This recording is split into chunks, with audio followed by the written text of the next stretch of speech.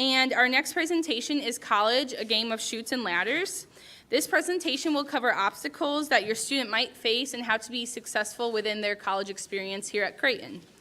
I would like to introduce you to Dr. Wayne Young, the Associate Vice Provost for Student Development, and he will be our MC for this event.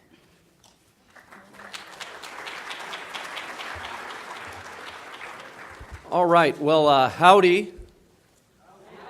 All right, one of my annoying quirks here on campus, whether it doesn't matter the group, donors, parents, students, it doesn't really actually matter because I'm not annoying, is I do a howdy, kind of a Midwestern howdy, and then you roar it back. So we'll try one more time. Joe Eklund, I especially want to hear from you, okay? All right, so ready, 1, 2, 3, howdy? Howdy. Okay, that was excellent. All right, way to go, Blue Jay Nation. All right, good job. All right, so my name's Wayne Young. I work in student life. A little bit about me. My entire professional career has been in Jesuit higher education, working with college students. It's what fills my bucket. August and May are phenomenal bookends, because I get to see the wonderful job you parents and guardians and grandparents, the wonderful job you all have done, and I get to work with your students. They really fill all of our buckets here in student life. So it's a great job that I have, I guess, is what I'm getting at. For today, we've called our session Chutes and Ladders, as you saw, and a little bit about what we're going to do today. In just a second, I'm going to go through some learning outcomes, seeing a little bit about what we're going to do in terms of where's the help and some panelists a little bit later. But this number, a little bit later, I'll throw up on the screen. And a little bit later, we also have an interactive portion of the session that I think will be helpful. So today, what you're going to see is a little bit of setting up the context of what we want to talk about today. In the middle, relying on some panelists, some experts here on campus, and then providing the third part of this session, some interactivity with all of you. And we've called it Chutes and Ladders in many ways because college is that period of ups and downs. And maybe to put that another way, we wanted to kick some learning outcomes out there right away. Transition's hard is normal. That resiliency at college is so important because that becomes a life skill, right, parents out there, right? Resiliency becomes a life skill, a life competency. And to students out there hearing me right now, there may be a topic here today and you're like, well, that one doesn't apply to me. And that's great. What I'd ask today in this session is maybe to listen through the lens of, could you help someone else? Could you be a good bystander? Could you help a roommate, a boyfriend, a girlfriend, a fraternity, sorority member, someone in your student org, someone in your class? If you can maybe listen through that lens then today, I think this session will be very important for you. So without further ado, we talked about it as chutes and ladders. Kind of the idea here that in college there's those times where you go up and you come down. So I try to do some homework on what that may be. And first of all, it came up, who had the Sesame Street Chutes and Ladders? Anyone out there? Anyone? Okay, nice. Do you still have it? Excellent, nice. Bring that to college, you'll make all kinds of friends. All right. Next, and be brave here. Who had the My Little Pony Chutes and Ladders? Come on. Okay, I got one guy in the middle.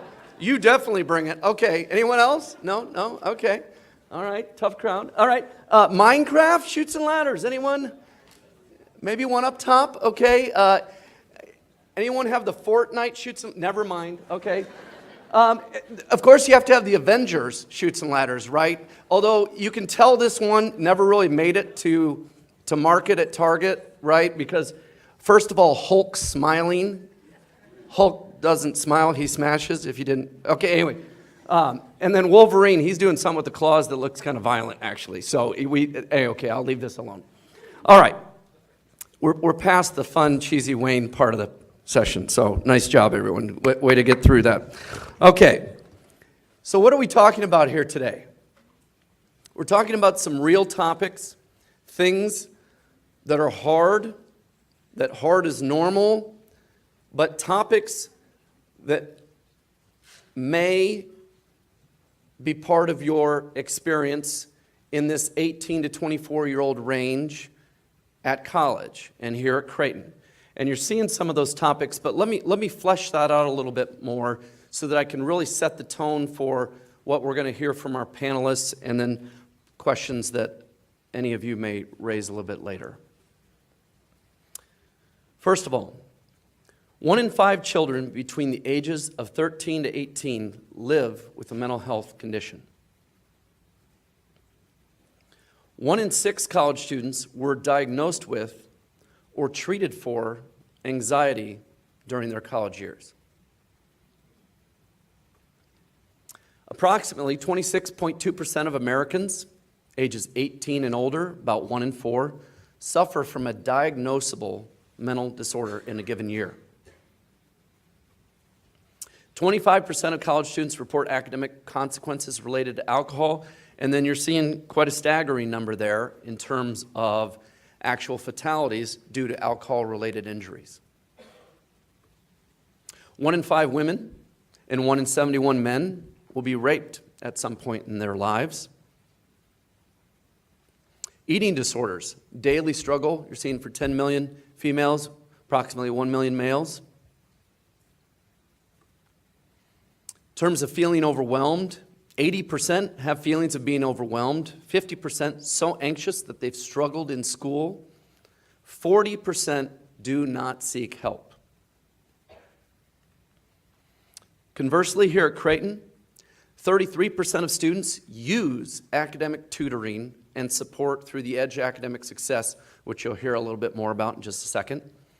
Greater than 65% of students during their 4 years will have used student counseling services in some shape or fashion. And then my favorite, 100% of students who don't ask for help don't get it, right? And that's where not only the experts we're about ready to bring up, but again, for you students out there, being a help to one another to connect folks to the resources so that we can all get that Creighton degree and go on and live great, productive lives and be leaders in society, right?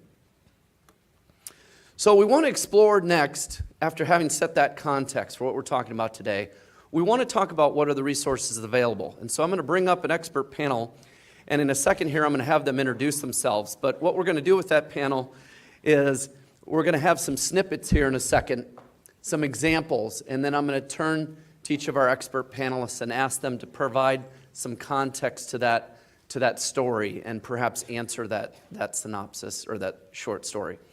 But first of all, I want to let these expert panelists introduce themselves. So if you could tell a little bit about your name, your role at Creighton, et cetera. We'll start with Dr. Peter here at the end. Welcome. I'm Dr. Jennifer Peter. I'm a clinical psychologist, and I'm the director for our student counseling services. My name is Angela Maynard. I'm a registered nurse, and I'm the assistant director for clinical support in the Student Health Center. Hi, I'm Jordan Malcolm. I'm a student at Creighton studying Justice and Peace Studies and Public Policy, and I'm going to be a junior. I'm Allison Taylor, and I am the Campus Title IX Coordinator, and I'm the Executive Director for our Office of Equity and Inclusion. Hi, I'm Randy Bibbins-Clark. I'm the Associate Director of Academic Success in the Creighton Edge. I'm also a licensed mental health practitioner. Excellent. Thank you all for joining us here today. And again, for this next section, I'm going to kind of read a little snippet and then ask one of the panelists to respond. So up first here, it is the middle of the night. I called Mom earlier. My stomach still feels horrible, and I think I'm going to be sick. I just want Mom, right? Angela, how does student health help in those situations? So the next best thing to Mom is a campus health aide. Student Health Services is a AAAHC accredited clinic, great stamp of quality. We've got a wonderful team standing by to help all of our students. We have 4 students that work with our department. They are basically on call anytime our office is closed. So even like a snow day or something. So if somebody is sick or injured, they call public safety. Public safety dispatches the health aide. The health aide then actually makes a house call. There aren't too many people that do that anymore. They make a house call. They evaluate the student. They have some first aid supplies with them. The most important piece of that is, though, they call an on-call provider. So it's one of our physicians, nurse practitioners, or PAs who takes the information given by the health aide and makes a determination along with that student the best way to go. Does the kiddo have a headache and mom's not there to say, why don't you take another dose of Tylenol? Do they just need something like that? Is it just something that, we can probably get them by through the evening and get them into our clinic in the morning? Or is it something more serious where they need to get over to the emergency department? All of those calls, the reports then come to our office at the time the calls are made. And our office follows up with each student to make sure that they have what they need. If they need to come in for some follow-up after a trip to the emergency department, or we wanted to see them, have one of our providers see them and treat that sore throat or whatever, we kind of help direct them to the appropriate care to get them back on their road to success. And they really do a phenomenal job, and that campus health aid program is just one maybe differentiator, I think, at Creighton that's a little unusual, but a great tie-in to the great work that they do at Student Health. So thank you, Angela. Next little story here. I never had a problem in high school. I'm doing the same studying and planning as I did in high school, and now it isn't working. What can I do if I think I am failing? Help. Randy, help us here. Okay, we've got lots of help for that. In academic success, we are here to help you students be successful in the classroom. We have a really robust tutoring program where we provide one-on-one and group tutoring. Our suggestion is to get into tutoring early. We have lots of students using tutoring, actually 6,500 visits to tutoring last year. So we know for a fact that's not the same person using tutoring over and over. Joe Eklund probably said that earlier, but I like to say it too. So we really encourage students to get in there and use those resources. Our tutors are upperclassmen who have taken the courses, who have received an A or B, and who have been recommended by a faculty member and go through about 10 hours of training their first year of tutoring. So lots and lots of good advice that those students can provide. We also have academic coaching. If you are, again, looking, maybe the things that you usually do in high school maybe aren't working and you feel like you're studying hard but you're not getting the results that you think that you should get, working with an academic coach is a great idea. We have 4 full-time professional staff who work with students one-on-one to come up with individualized plans to manage time management, study strategies, working with professors. I also work closely with students with ADHD and anxiety and test anxiety as a part of my role as well. So check out our website. It's listed up there. All of that stuff is available there. All the information you could need. And they truly do a great job. And Joe is in the crowd, so Joe and Randy, everyone on campus knows. Joe, why don't you go ahead and wave since we keep pointing you out. He's right there. There we go. Oh, they're Thank right you, in the Joe. middle. There we he go. is. Okay. But truly, Randy and Joe, great team there in academic success. So. Shout out. He's famous. All right. You didn't know you're sitting next to famous. There you go. That's what Creighton's all about right there. All right. All right, our next case study here. I think I may have been sexually assaulted last weekend. I don't want anyone to know, especially my parents. But I need someone to talk to. Can you talk to us a little bit about how we work through that, Allison? I can. So I think when Wayne said at the beginning, we always want to think about things from that lens of ourselves or potentially a friend or a roommate, and we're thinking about, gosh, someone here has been through something traumatic and they are looking for support and help. We have what we call our Violence Intervention and Prevention Center here on campus, or VIP Center for short. And that is a confidential advocacy center where students can go, whether that is students going for themselves or if you're going because you want to know how to better support a friend who's going through something. And we're able to offer kind of some individual advocacy for that person. That's going to include going through all options for reporting, whether that is reporting to the Office of Equity and Inclusion here on campus, reporting to the police, both, whatever those options are, medical options, assistance that we can offer students, whether that is getting keeping them connected to someone like Randy, or perhaps maybe they aren't feeling comfortable right now with their current living situation, or they're feeling like, gosh, I just would feel safer if, and kind of fill in the blank there. So that's a lot of what we do in the VIP Center, is offer that individualized support. Because we know that if someone has experienced something pretty traumatic, they're going to need that extra help to be able to keep up with classes and the rigors of college life. One of the reasons we really place a lot of value on having that VIP center is we know when we talk about sexual assault, 18 to 24-year-olds are probably our highest risk population, and that is what we're talking about when we think about college students, 18 to 24-year-olds who are all living here on campus, and we want to have those support resources in place. So my office, specifically with our Office of Equity and Inclusion, is also the office that would adjudicate any of those complaints. So if someone wanted to file a report around sexual assault, sexual harassment, dating violence, stalking, that is the office that would handle those complaints. But for this prompt, really what I want to focus on is the fact that we have this really great center. We also do a lot of education out of that center. We talk about how to be that active bystander. You see the little green dot logo up there. That's our bystander program. So certainly a lot of great information. And we'll be at the info fair tomorrow as well if you have questions about that. And they do just a wonderful job with some very hard realities and walking with our students. And just, again, thank you for being here and for talking about that a little bit. All right, next. Wow. Hey, how did that get in there? Boy, that's somebody, Joe must have put that in there. Thanks, Joe. All right. You know, I never really consider myself the most popular, but okay. I'm just going to go ahead and read it and stop going on about it. I won't make it a big scene or anything like that at all in front of all of you who don't even know me. Okay. I was the most popular in high school. I can't even read it now. All right, we're just going to go to Jordan. Jordan, can you talk a little bit about just that transition from feeling in high school you're at the top and then starting college and just the transition and support? So as you all know, this is a different transition. This is different going from high school to college.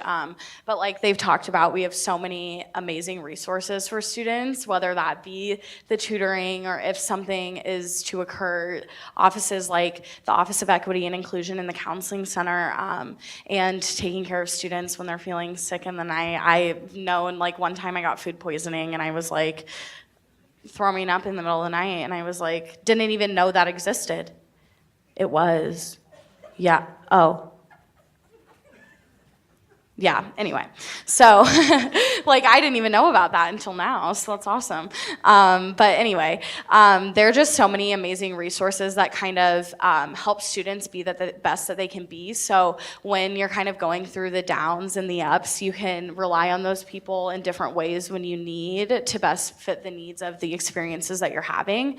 And knowing that people have so many different experiences in college, and just really taking the opportunity and really taking to heart what it means to think about this, maybe not for yourself, but for others, because I know if others hadn't thought of me in certain situations in that way, I would not be the person that I am today, and I wouldn't have been able to acquire the skill of resiliency to work through struggles that I've had if it wasn't for others looking out for me and being that person.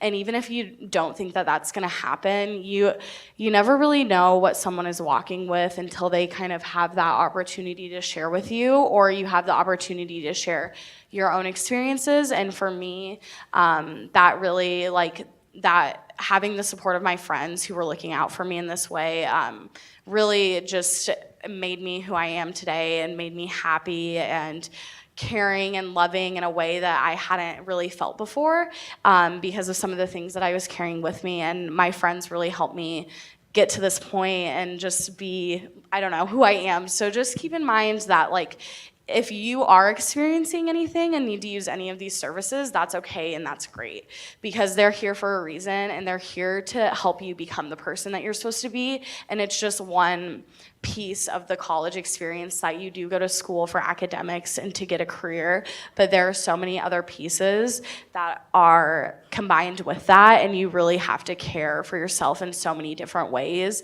And it would really, these people have a job for a reason, and that they want us to seek them out when we need that. So if it's not you, if it is you, great, take advantage of these resources when you need them. But if it's not you, think about others and think about how you would feel, because others did that for me, and it just really made me who I am. As you can tell, we're very lucky to have leaders like Jordan, without a doubt, so thank you for that. That was excellent. All right, in our last case study here today, I saw a counselor in high school, and that helped me be successful. Should I make a connection with student counseling, or should I try college without counseling? And what if I'm 18 years old? I don't know. Jennifer, can you give us some context to all that? Sure. I would say, to answer the first question, if you've had some struggles in the past and you're concerned about this transition, because it's big, it's away from home, it's new people, it's doing things by yourself, it's a little higher pressure, definitely seek out counseling services. I think people sometimes think of counseling services as just for like major mental health issues, but we're really available for all sorts of things. Major mental health issues, depression, anxiety, trauma, but also transitions and relationship problems and adjustments. And so really seeking out that help. Services are in quite demand for us, and we do the best we can to see everybody as quickly as we can. We do have crisis services available. We're a staff of about 9. We have 4 psychologists, 3 master's level therapists, and then we do a lot of training for pre-doctoral interns and master's level students. And one of our master's level therapists is a crisis manager. So for those students that really have something major going on, either at risk of safety or some have started experiencing some pretty heavy duty panic symptoms, being able to have some same day appointments as well. For the most part, we try to get people in quickly, but knowing that some need a little bit more than that. We also have a psychiatric medication provider. So if you are coming in with psychiatric medications for depression, anxiety, or any of those, please don't feel like starting college is a time to stop taking those medications. It's really stressful, and you don't want to kind of test yourself. You can do that later. And we do have a psychiatric medication provider, so you can either choose to stay with your current provider or transfer care to us as well. Wayne's comment about the 18-year-old, some of you may know, some of you don't, that the age of majority in Nebraska is 19. We have no idea why. But if, as many of our freshmen are, being 18, we do need your parents' permission for us to treat you. That's both in counseling and in health services. Just like you would, going to any other doctor as a minor. So I would recommend that both for parents and for you students, having that conversation before you get here. I don't know how many times we've had freshmen struggling and ask for help, and we can't legally give them help until they've asked their parents, and there's a lot of apprehension and maybe some embarrassment or just concern about bringing parents in. But please have those conversations with each other beforehand, that it's okay to ask for help. It doesn't necessarily even mean something significantly wrong, but just it's hard, and sometimes you need a little extra support. So please have those conversations. Excellent, and they do a phenomenal job in counseling. Just a wonderful partner for your sons and daughters on this campus. So in terms of the session so far here, we kind of framed the conversation, did some case studies here, and we had those learning outcomes up front, that transition is hard, but hard is normal, that resiliency is going to be a key competency to develop in yourself in these college years, and that even if some of these topics you think don't pertain to you, especially new students out there, that looking through the lens of how you might be able to help someone else by knowing the resources, knowing the programs, knowing the people to connect to, is part of what we wanted to get across. For the last part of the session here today, what we wanted to do is provide kind of an interactive piece here too. So you can text a question anonymously here to me. I will try to answer all of them. We won't get to all of them. But if you have a question out there about any of the topics we've talked about here today, I'll be kind of pulling those here and kicking them to our expert panel. Okay, there's the first one. Okay, I think the question is about cost overall for counseling and health. Maybe Jennifer, if you could take that.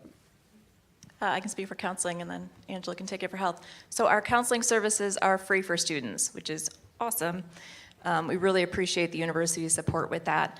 We do, our psychiatric medication provider actually is billed through insurance. So it'd be a good thing to check out just your mental health coverage for that in Omaha. And then we do also offer some some psychological testing for if there's a concern about attention deficit disorder or learning disability. And we do have a fee for those just because that's a little bit bigger of a service. But the counseling services, individual, group, we do couples, those are all free. And then as far as the health services go, we do bill through your health insurance carrier. That being said, it's really important right now for you to take some time, look at the university's requirements for health insurance. You've got to make sure that your student is going to have coverage in Omaha, Nebraska. Mental health coverage is another piece of that. So my best advice really is for you to call the customer service number on the back of your health insurance card and pose those questions to your health insurance company. Everybody has to waive the health insurance if they don't want the school plan on their account. There are particular questions you need to answer in order to successfully waive, and those really are the questions that you should pose to your insurance company. So you might want to go to the Nest ahead of time and kind of have those questions ready for your insurance company. The health aid calls that I alluded to before, there's not a charge for those, so that's a free service. So you shouldn't be, laying in bed tossing and turning because you don't feel good and you're afraid it's going to cost too much to get some help, because that's a free service. Excellent. Okay, a couple questions in here. Maybe I'll answer 2 or 3 of them while I go back. Someone wanted to see the health information again, so I'm going to flash the health information here for a few seconds. A couple of them that I can answer, and then we'll get back to the panel. Someone out there asked a question about, do we call 911 when we're on campus or public safety? 911 is never a bad option, but a lot of college campuses, we ask folks to first call public safety. The reason being is that our dispatch will generally have public safety meet the responders at a location and then take them directly to that building. A lot of times at different colleges and universities, the city responders will just come to the main address of the university, and perhaps the actual building where the emergency is happening is still 3 blocks somewhere else on campus. So it's getting that care and support that's needed in an emergency right to the party. So that's where here on campus we'll talk a lot about putting 402-280-2911 in phones. 911 is never a bad option, but 2911 is the one we'll talk to students quite a bit about. There was also a question about whether or not we have an Active Minds chapter on campus. We do. One of our staff from the Student Counseling Service is the advisor to that organization. I think we've had it on campus 2-3 years now, I think is when it was started. I think right around there. So a very active group, and does quite a bit on campus. Oh yeah, maybe do you want to say a few words about it? I don't know if people know what it is. Oh, absolutely. Oh, I'm with you. Sorry. Yeah, that's great. Thank you. So Active Minds is it's a student organization. There's chapters on different campuses, and they do a lot of programming and awareness raising around mental health on campuses. And so we've had a chapter again for about 2-3 years. So thank you for that prompt. I was missing that. Okay. Question about medical waiver. Is that something we can sign for our student, or do we need a power of attorney? Could we talk a little bit more about that? Yeah, so, a lot of you are coming from places where the age of majority is 18. So you can certainly, on the student health website, there is a consent to treat form. There's also a medical power of attorney for a minor. So those are your 2 options. If you choose to download the consent to treat, just fax that back to us. We'll add it to the student's chart, and we're able to provide care for them without having to track you down. We really, really encourage people to consider completing the medical power of attorney.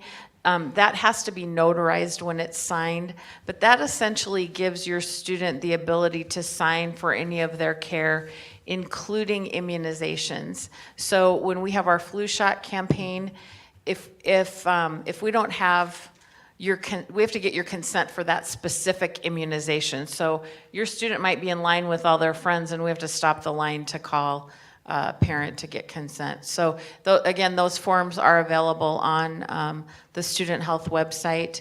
So if you want to complete them, remember if you do the power of attorney, don't sign it unless you're with the notary, because they need to watch you sign it.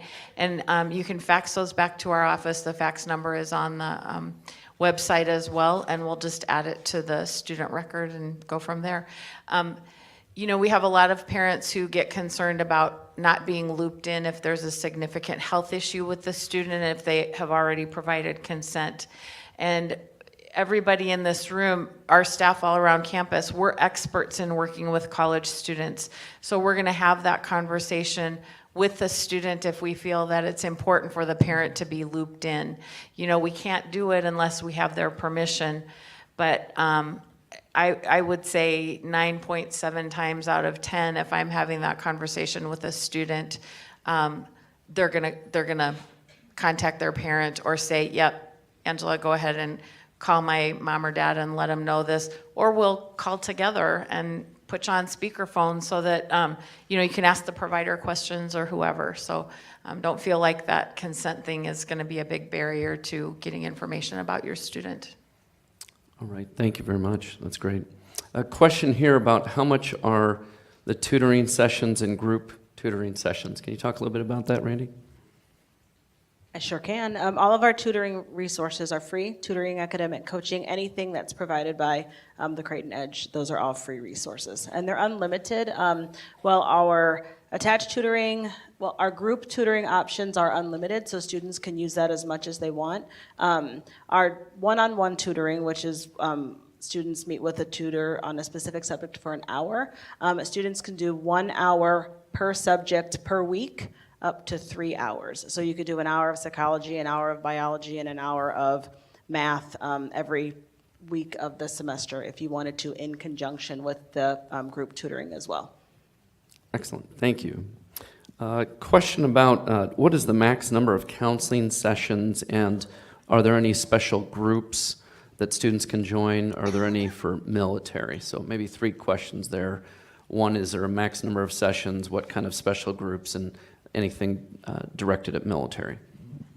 Yeah, so we do not have a prescribed limit on counseling sessions. We do tend to approach most students within a brief model framework, only because our demand is so high, and it's really uncomfortable when we have people waiting to be seen for counseling.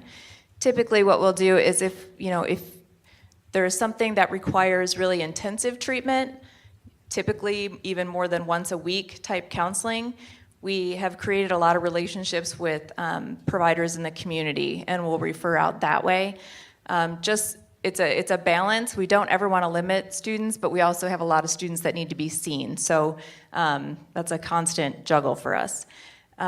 Group-wise, the ones that we have, if you're talking about group counseling, we do have a grief group that runs every week throughout the school year. For those students that have lost a significant family member. We also have an About Parents group that is for our students who have parents that have struggled with mental illness to the point where it's really impacted their school and functioning. A couple things that we're trying to get started. We are working on a Safe Spaces group, which is created for our LGBTQ+ population. And then we're also working on developing a sexual violence survivors group that we're hoping to get started in the fall. As far as military, that's been a big conversation lately. We do not have anything specific right now, more just in working with our relationship with the local VA. But I think that the more we see both military kids and veterans on campus, I think that'll be something that we look at. Okay, great. Thank you very much. Jordan, maybe might kick this one to you. A question about our students actually using the Palm device on campus. Are you seeing that? Do you know how it works? Mm-hmm. Yeah, so there are students who have used the Palm device on campus before. I just know that from the director of public safety. So he'd be a good person to talk to about it. But I do know there are students that carry them around, and the program just started last year. So it's a little bit newer. And I think it's up to students and families to kind of decide if that's something that they want to use as they feel comfortable. I know my friends have them, and it does it's called the peace of mind, and it's so that when students are walking around or just really anywhere, they have that peace of mind that if something does happen, that they can be very kind of not stealthy, but like they have this little tiny thing in their hands that they can click in order to get help. And sometimes in a situation that may be the only option. So I know that public safety has responded to this before, and Mike Reiner will be on campus tomorrow in the Harbor Center from 11 to 1, and he would be happy to talk more about that, I think. Mike would probably be okay with that. He would definitely be okay with that. And that's where you definitely can get more information, but I know that it does for students what it says it will do by bringing more peace of mind to those who have it. I was just talking to Mike earlier this week, and he said in the first year they've given out about 700 to students, so it's pretty useful. Okay, some good questions there. A question came in a little bit about what is Title IX, and if you could explain that a little bit more and how that works here on campus. I would be happy to. So Title IX is a piece of legislation. It's from the Educational Amendments Act of 1972. And what it says is that individuals have the right to an education free from discrimination based on sex. So that would include any kind of sex discrimination, sexual harassment, that would include pregnancy discrimination. That's going to include sexual assault as well, because that would be seen as kind of that most severe form of sex discrimination or sexual harassment. So Title IX is a law that pretty much every school in the country has to follow. And that's because we all receive some kind of federal financial aid. If our students get federal dollars, any kind of financial aid coming in, you're gonna adhere to that. So it's pretty much every school.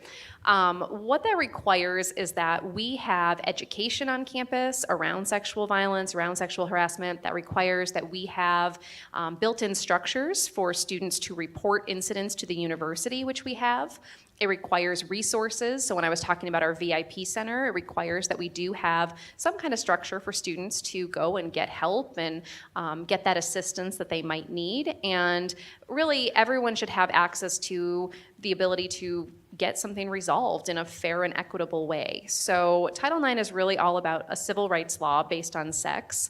And you probably hear a lot about it in the news if you've seen a lot of information about colleges and sexual violence on campus. So certainly it's something that we always want to focus our energies on, those resources and how we can continue to do better for our students. Excellent. Okay, I think we had one other question here. Sorry, I just saw it. Oh, just again, a question about our insurance only allows for a set number of counseling visits. I think you kind of talked a little bit, Jennifer, about the fact that our counseling, those are free. It's when we're involving psychiatry, correct? Okay, excellent. All right, I think that is our time here. Maybe if we can give our panelists a round of applause before I bring Autumn back up.